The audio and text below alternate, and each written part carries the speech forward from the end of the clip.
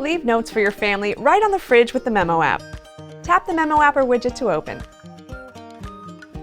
Any current messages will show up on this screen. To delete any existing memos, tap More. Now, select your memo or memos. Tap Delete, followed by Delete once more. To add a new memo, touch the plus icon. Tap the profile icon to specify which family member you want to leave the note for. Touch the T icon if you want to type a message in text. Press the microphone to record a voice message, or use your finger to write or draw in freehand. You can also add your favorite emoji or a great pic from your synced album. When you're finished, just tap Save to leave your message. No paper or magnets required.